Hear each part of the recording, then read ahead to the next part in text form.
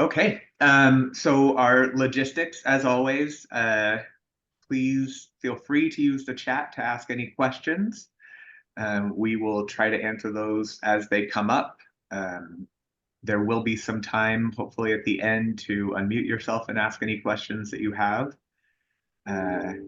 We will be recording so that we can post this later. And with that, I think we'll go ahead and get started. I can read the land acknowledgement today.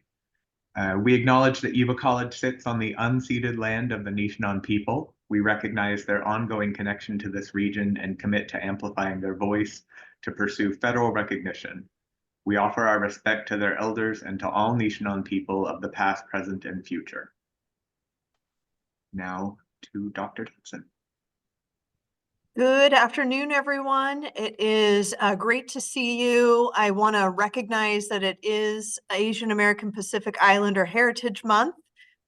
In addition to that, it is also Missing and Murdered Indigenous Women Awareness Month. I just received an email from Kelly Boren, and I want to acknowledge that that is a continuing and ongoing crisis that we certainly need to bring attention to as a community, not just here on campus, but as a state and a nation as well.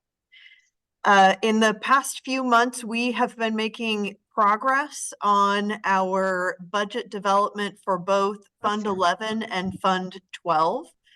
Fund 11, I'm just going to pause real quick and make sure everybody mutes themselves, if they could, please.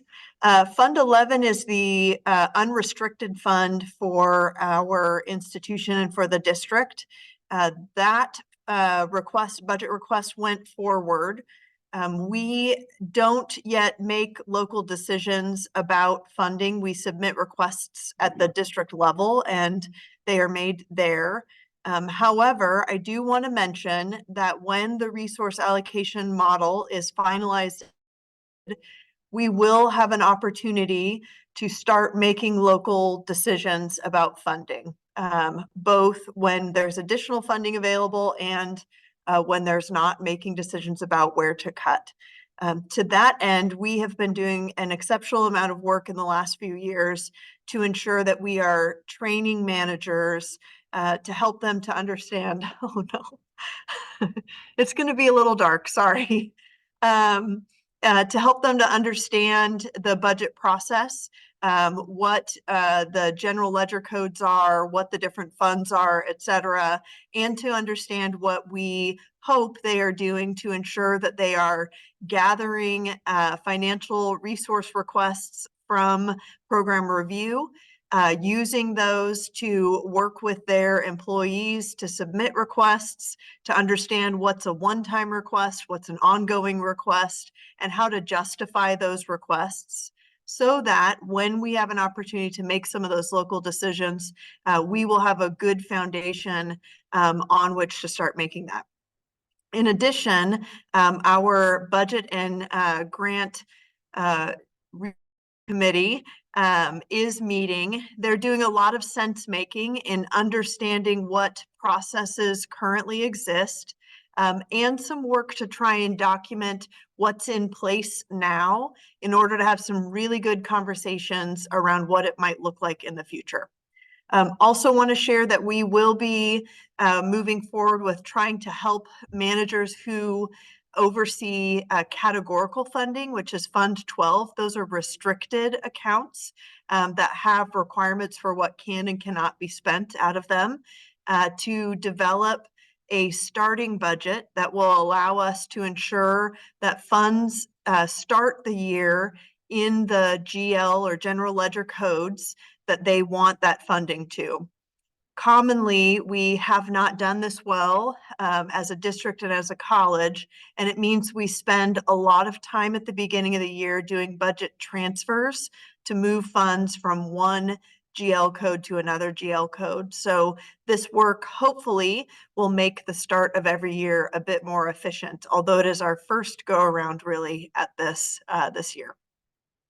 I also wanted to share just a quick safety update of the month.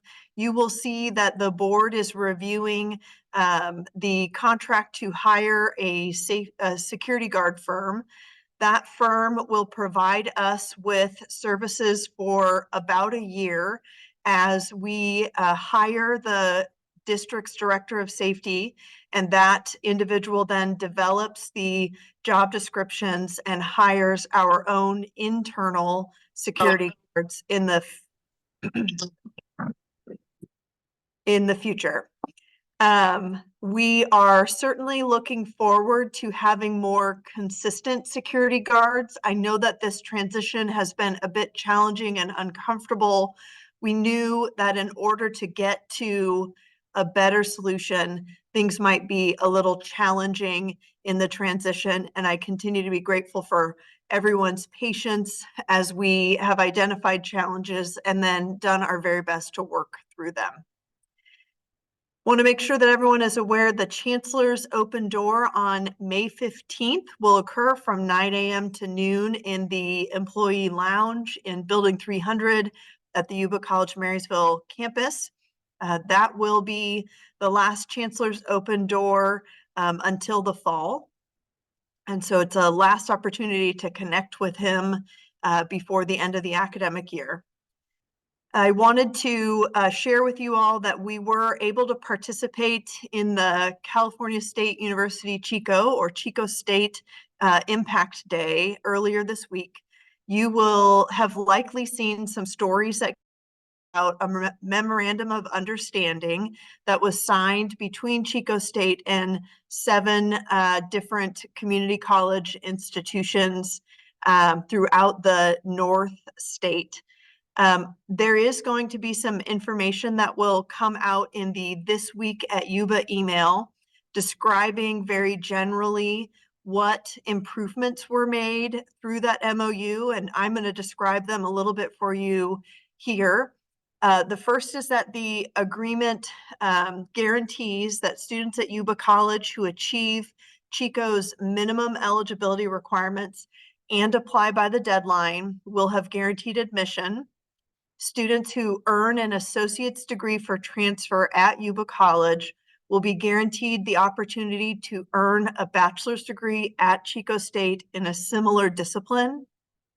Students who entered Chico State by completing transfer requirements but didn't earn an associate's degree at Yuba College will also have the ability to reverse transfer and complete their associate's degree after they transfer to Chico State, where their requirements are met.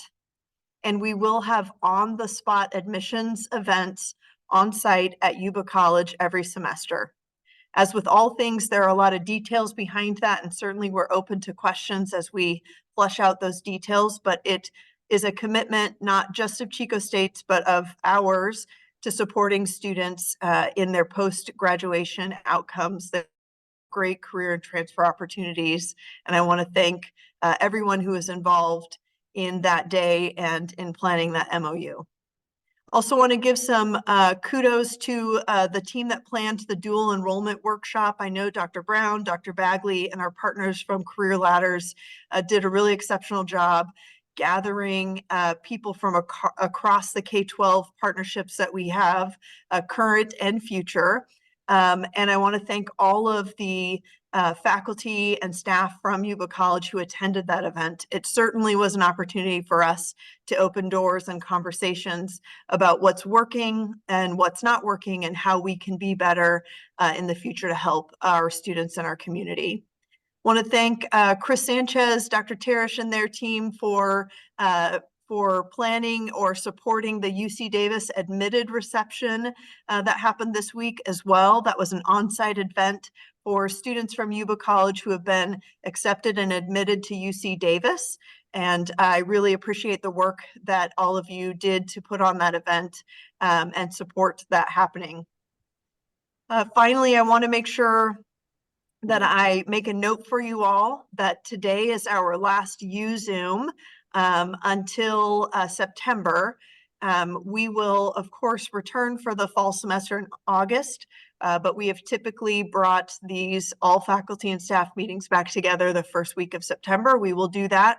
And starting in June, you will get an email as well where we'll put a pause on the Pop of Praise for the summer. So to that end, our next YuZoom is currently planned for September 4th at 4 p.m. You will get a Outlook invitation when we update those in the near future. And that's it from me. I think I will turn it over to Jeremy. Thank you. Okay, so I am sharing some great information. We will have some new employees joining us. Our Director of Dual Enrollment will begin pending board approval June 10th, and her name is Dr. Jennifer Castle.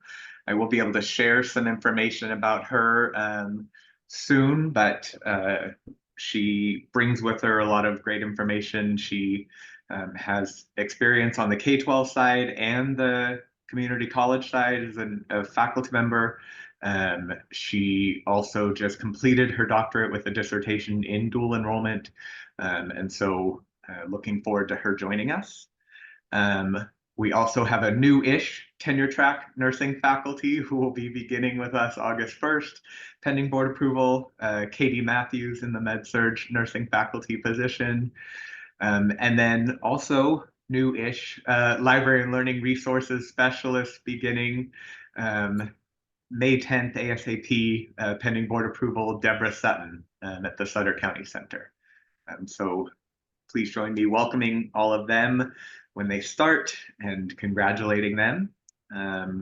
Some general updates from the Office of Instruction. The faculty should have received a survey about the phase 2 of the academic website pages. I've got the link there, but you should have gotten an email. It is due Wednesday, May 8th. This isn't the last opportunity to participate, but please fill that out.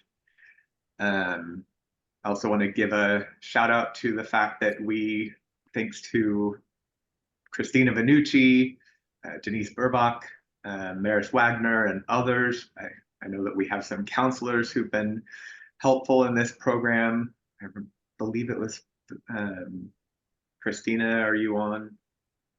I don't know which counselor was super impressed. It was Rupi. Yeah, Rupi. Rupi Bajra. Yes. So Rupi was super involved in helping get this kind of working. But it's a teacher credentialing pathway with CSU Chico. We are working to get this launched in fall 2024. So looking forward to getting information out about that. We were notified, and it will be on the board agenda, to approve a construction bid for the remodel of buildings 200 and 1000.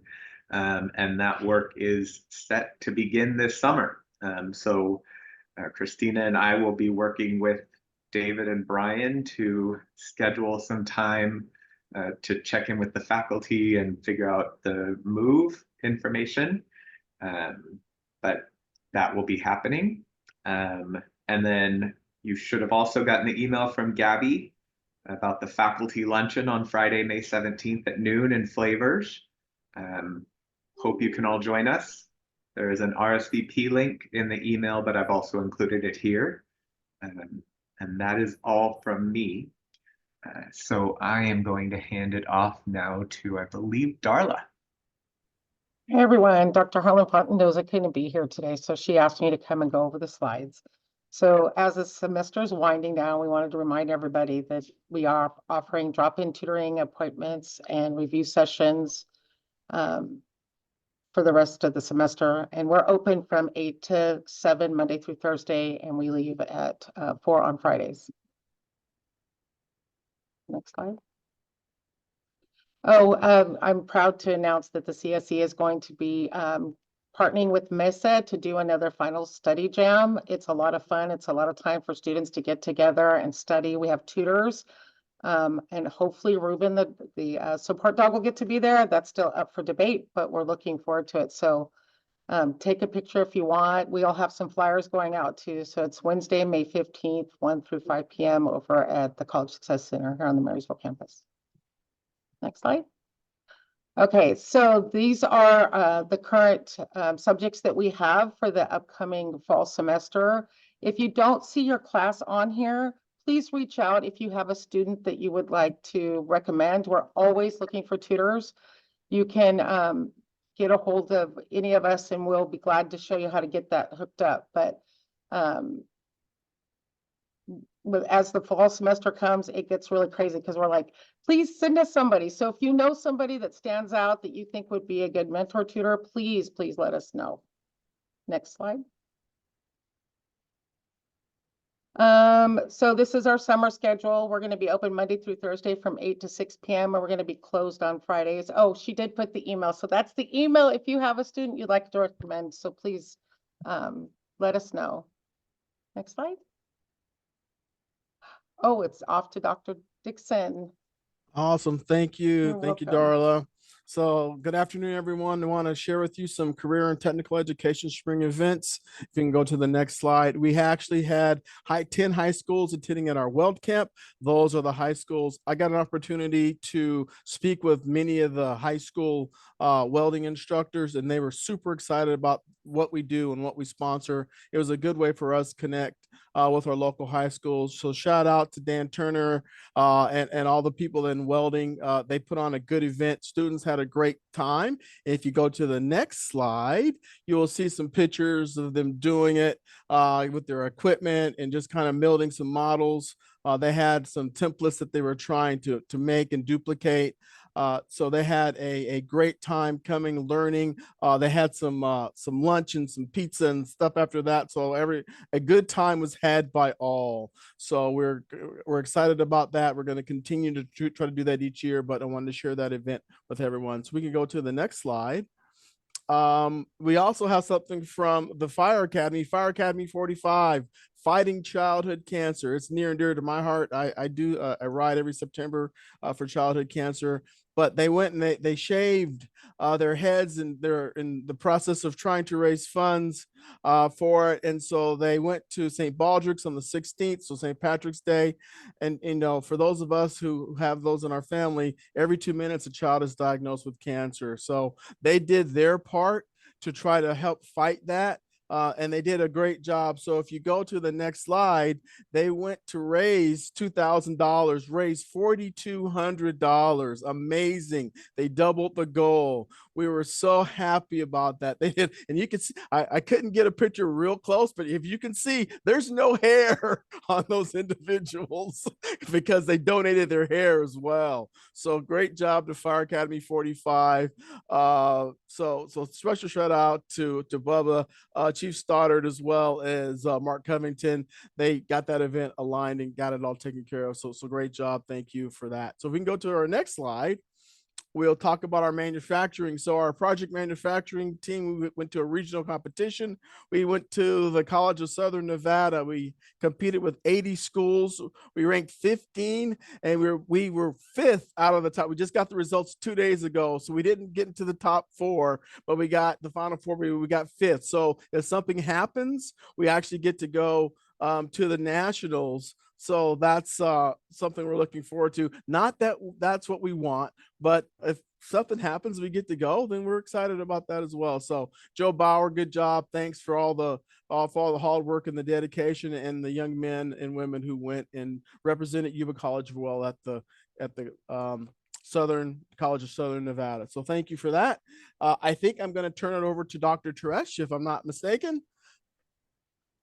That is correct. That is correct. So the YC Proud Spotlight this month has shifted back to student services. And so I decided to take my time to focus on Chris Sanchez. Chris Sanchez, I think many people know, and if you don't, I have some bad news to share with you. Chris is retiring on June 30th. And so I've been here for just a short time, but I can't be the only one on this Zoom who can't possibly imagine a Yuba College world without Chris Sanchez. So if you're with me, put a like or a something to say that you kind of agree that Chris Sanchez is really part of Yuba College and kind of exemplifies Yuba spirit. I think she's one of those folks that you can say, my alma mater, we used to say people bleed blue and gold, for our college spirit. And so I think that Chris bleeds blue and yellow for Yuba College spirit. There are so many programs that Chris has had an opportunity to touch, and she has impacted a significant number of students, faculty, staff, and administrators. She was a Yuba College student herself and was able to finish her associate's degree while she was juggling family responsibilities, school responsibilities, and work, and fell in love with Yuba College and decided to work here. She's been in multiple student services programs, including financial aid, EOPS Care, and CalWorks, our TRIO SSS Upward Bound program. Let's make sure, financial aid, and is currently the director of counseling, as many of you know her in that role. She's served both as a classified professional and an administrator, and then with her students experience, and has a counseling degree. So she really has this well-rounded understanding of the student experience and the employee experience here at Yuba College. And so I promise not to embarrass her too much. I did get her consent, and she was willing to share that picture with me. But I wanted for us to just take an opportunity as a college to take a deep breath and recognize that Chris is going to be leaving us at the end of summer, which means that those of you who are going away for the summer won't see Chris when you come back in August. And I wanted to make sure you understood why. But please join me in thanking Chris for the work that she has done here for our college and for our students. And then uncomfortably, I get to turn this over to Chris Sanchez. Thank you, Dr. Teresh. So I want you to know what we have going on in counseling. It is priority registration this week, but new students get to register next week. If a student needs assistance, please have them come in to visit the counseling department and we will help them. Additionally, if the student is not able to come into the counseling office, they are welcome to join our virtual office through YuZoom and they can receive assistance. One of the things that we are doing this semester is to help students register. So we will be having an open house on this Saturday from 10 to 2 p.m. We will have counselors available to assist students in choosing a summer and fall class. We'll have student workers available to help students register for classes. Financial aid office will be available if they have any questions, admissions records, DSPS. Plus, we have some special population programs in case we have students that have an interest, EOPS, CARE, CalWorks, Next Up, DSPS, MESA, and TRIO. So please share this information with your students. I believe it has been listed in Canvas for the students. We look forward to helping as many students as we can to choose classes and register for classes on Saturday. Next slide. I am so excited that we have our 4 new student success support program specialists. We have Daryl Berry, Energy Diol, Alma Rodarte, and Maria Ruiz. If you notice 2 of our people, you might recognize them. That is Energy and Maria. We're so happy that they are in these positions. And we are so happy to welcome Daryl and Alma to our team. So we are excited. This is part of the educational master plan that we wanted to hire the student success support program specialist. And this is our first accomplishment as we continue to work on our student success teams. So I'll turn the time over to Martin.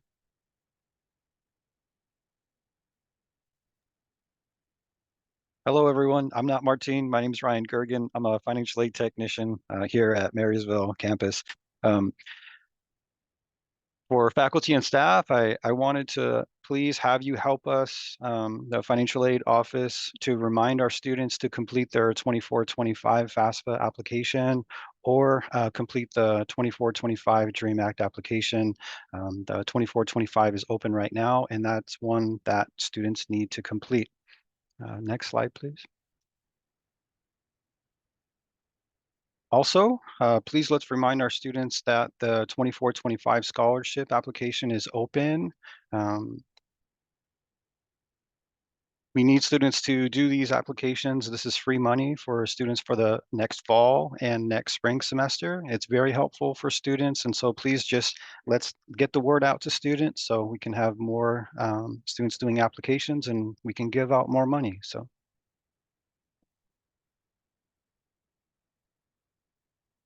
believe that was the 2 slides. So thank you. I think it's being passed on to Angel. Thank you, Ryan. So just a couple of reminders from the Admissions and Records Department. Priority registration, as Chris mentioned, has started on April 29th. So we are currently helping students register for classes. If students are running into problems, they're more than welcome to come in person, and we can also help them in the lab, or they can log into our Zoom account and we can walk them through that.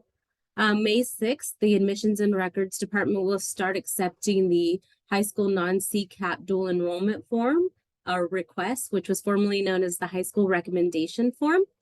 And just a little plug, May 30th, grades are due for spring 2024 semester. Thank you. Next slide. And with that, I believe I am passing it on to Marceline. Okay, good afternoon, everyone. As we all know, Yuba College has committed to implementing the tenets of Caring Campus in our efforts to create and cultivate an environment that increases student retention and success. And one of the steps in that implementation plan is to provide opportunities for the development of cross-department awareness.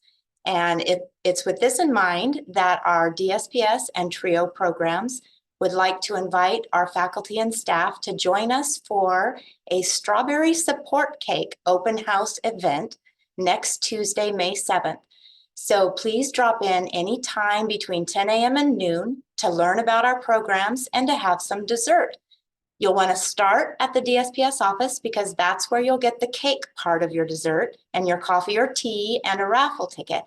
And then once you've met the DSPS staff and learned about all things DSPS, you'll want to take your cake and head to TRIO, where you'll get your strawberries and whipped cream. You'll drop off your raffle ticket, you'll meet the TRIO staff, and you'll learn about the services provided there. So that's it. We look forward to hopefully seeing you next Tuesday. And I'm going to turn it over to Meredith Selden with the Academic Senate report. So I just have a few things to mention. One of this is from Elena. And if you have questions, you can reach out to Elena, not right now at this time, but you can email her. But it's about the AP 4235 credit for prior learning. What that AP requires is for us to be able to grant credit for students who have done a national exam like CLEP or the IB exam or an AP exam. And so we need faculty input if you're in one of the impacted areas that this could affect. Like, for example, in psych, they can take an AP class. And so we need psych faculty to look at it and make sure that the substitutions are correct if they come in with that credit. So again, if you have questions about that, I encourage you to reach out to Elena, or you can reach out to me, either one. But if you reach out to me, I'm just going to ask Elena. So I encourage you to reach out to Elena. If you can go to the next slide. This is, I didn't want to report out on plenary too much because a lot happened at plenary and it's not of interest to necessarily everyone, although I did want to report this from plenary. It was announced many times at plenary. And then I also wanted to mention that one of the things that was approved at plenary was support for adopting a new discipline in AI. So that's something that will be coming forward at some point as they build it out and decide exactly what it looks like and how you can, what kind of degrees you can get in AI. But the other thing is, as you know, we have this common course numbering, or as you've probably heard, we have this common course numbering where we're trying to get common course numbers across all of the schools. And here we're in all of the different factors, so all the community colleges and others. Right now we're looking at the 6 most impacted courses, which are the highest enrolled general education courses. And the Chancellor's Office, the State Chancellor's Office, is looking to finalize descriptors for this common course numbering project. If you are in a discipline in this area, I strongly recommend that you watch out for your email. I will forward it to you, and I'll also come, I think Jeremy will forward it. I think also maybe the curriculum co-chairs might be forwarding it. They are trying to get discipline faculty to be involved in the summer. And I know it's summer, the ASCCC is offering stipends. And so they're trying to get faculty from all schools involved in the process so we can have lots of eyes on it to make sure that the common course numbering has the correct stuff reflected in the core. So if you have questions about that, you can reach out to me. You can reach out to Jeremy. He's on the task force, so he can probably answer your questions better, but reach out to me, reach out to Jeremy, reach out to Elena, anybody involved with curriculum. If you could go to the next slide. This is also, Elena wanted me to announce this. And she's also, I think, coming to this division meeting. She came to our division meeting just a little bit ago. But one of the things is that the Affordable Learning Work Group wants to point out the fact that they are pushing this. There is the goal of the state chancellors to develop local goals and action plans with clear expectations and timelines to reduce, to eventually reduce or eliminate instructional material costs by 2030. So there's a lot of conversation right now around how to reduce instructional costs, and there's also a lot of money as far as grants and things like that.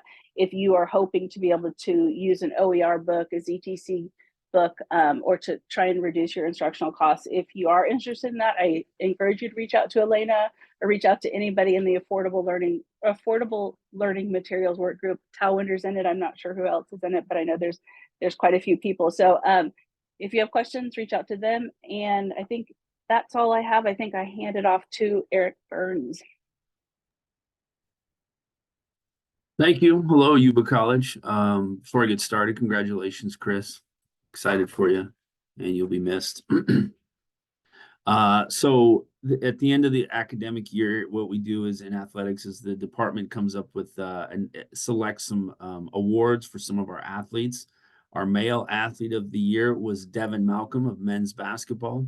He had a phenomenal year. Not only did he have a phenomenal year this year, but he had a phenomenal 2-year career. Anybody who saw any of our basketball games understands why he was our male athlete of the year. He was unbelievable this year. Our female athlete of the year was Taya Carty. She's a women's track and field athlete. She's a thrower. She's headed to the state finals for her throwing events. So we're excited about her. She's actually a freshman, but she is a qualifier, so we may not have her next year. We'll see. And then our most inspirational athlete of the year was London Gillespie. And I just want to read something to you really quick about how inspirational she was. She was off our softball team. London has degenerative knee issues that has limited her ability to participate in her sport. Last year, the team had barely enough players to be on the field. London played hurt. This fall, she showed up to every practice, even though she could barely get through 25 minutes of practice. She worked hard with a physical therapist leading up to our spring season. She has slowly been able to do more and more and has gotten even stronger. She is now able to get through a full practice and is having an impact on the field. She's a pitcher for our team and made an impact for our championship softball team. So congratulations to all 3 of those student athletes. They were recognized at our Hall of Fame this past weekend, in addition to our Hall of Famers. Spring sport updates. Again, softball claimed the conference championship. They're playing their first round of playoffs this Friday against Delta College. Unfortunately, they'll have to play down at Modesto JC. But we're excited that they're in the playoffs and had such a great year, especially leading into a season with our new field. We're really excited about the softball program. Faith Epperson, the center fielder for the softball team, was conference MVP. She also led the state in stolen bases. 4 additional girls made first team, 4 girls made second team all league. That's 8 girls out of the 12 girls that we have playing. That's an incredible amount. So it was a spectacular season for the softball team. And then Coach Brian Siva, our new coach, was coach of the year for softball. So a lot of recognition for the softball program this year. Our track and field team has 6 athletes competing in the NorCal trials this Saturday at American River College. Some of those are hoping to qualify for state finals, and one, as I mentioned, Taya, is already qualified for the state finals. Baseball finished the season in 5th place out of 8 teams. They had 2 players named to the first team, 2 players named to the second team. And I'll list these players out in our board report so that they get the proper recognition. I have a note here, football coach update. I don't have an update. We're really close, but we'll certainly get that individual out and share it amongst the campus, and looking forward to getting that program back up to speed. Last thing I will say, I don't have a note on the slide, but I very much appreciate, on behalf of our student athletes, all the administrators and faculty and staff that come out and shared some amount of our game experience for our players. Means a lot. And it's very appreciative, and anything we can do in athletics to make that easier for you all to do, we would love to do it. Our goal is to provide our student athletes with a positive athletic experience, and having people and you all at our games cheering them on is definitely part of that. So thank you for a great year. And I'm kicking it over to Brian Epp. So I was asked to provide a tutorial about how to get into doing a work order and using our work order system. But I did want to put this first caveat here that work orders should first be vetted through the appropriate dean or director of your department. And then if there's any immediate issues, that fire life safety issues, those should be reported directly to maintenance operations. And I put in Rachel Harvey's number. She's the secretary for maintenance and operations. And then also Bill Granger's number, who's local on site at Yuba College. Many administrators also have access to my cell phone, and so I'm able to get a hold of it if there was such an emergency. But this is basically to cover normal work order operations. It's a little hard to find. It's just how it is. So next slide. It's just net facilities. I could have condensed this a little bit. So you're going to go to district services. It's a little world there with the arrows going around it. Next slide. This is the page that pops up when you get district services, and you'll see on the left hand side are tiles. On the right hand side is a drop down menu. So next slide. You'll see right there in the middle of the screen, in the middle of the page on the drop down menu, it says maintenance and operations. You're able to click there or go to next slide. And it's at the very bottom of the same page is the tile all the way to the left and bottom there says maintenance and operations. So you can either click on the tile or click on the drop down menu. Next slide. This is the page that pops up when you do click on either one of those two, and you're going to go there to where it says maintenance work requests. And next slide. The next slide. This is going to pull up the website for net facilities. And at that point, you'll put in your email address and your password, and you hit submit, and then that will take you to the next page. I did put in here who has access. Again, right now, all of the admin team and all the admin team assistants, and that way any regular work orders are coming through the admin personnel. And the reason why is because some things are repair or replace or parts, but some things they want to get something new, and those things need to be approved. So it's to minimize the amount of triage that M&O is doing. It's already been approved through the admin team. Many people have access. We have some other systems in place, but if you don't have access and you need access, email me and I'll provide you access. I would normally, Bill Granger has handled that in the past, but he's retiring soon if you haven't heard that. So I'll be stepping in until I have a replacement for this. But if you have any access issues, let me know and I'll try to work through it with you. So next slide. This is what comes up when you go into the system. You're going to click on the work order here under work order management. And so you will just pick a site. There's a subsite, there's areas, and it all breaks down individually. You have to put in the information that it asks for, or it will not allow you to move forward. And then at the end of this, next slide, I filled out basically like we put in Yuba College. It comes up with like 100A building, administrative office. The room 4 is the president's conference room. The date and the time. The service was for lighting. There's then if the light is out in room 4, and then you'll just hit submit. And then that will then kick the system into it. It sends an email out, and then it also sends it to us in maintenance. And then we assign it to one of our staff. And then you'll, when the work gets completed, it sends another email out to tell you that the work was completed. And so next slide, I think is it. And that's what I had. Any questions? Sorry. Go ahead. I'm moving it on to the bookstore. Thanks, Brian. Do we have a partner from the bookstore?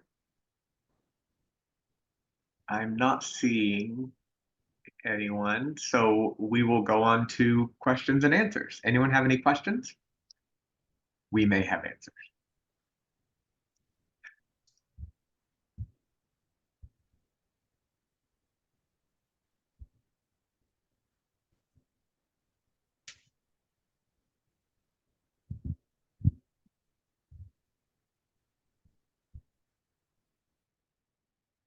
Not hearing any. We will stop the recording. And if I can figure out where to do that, there we go.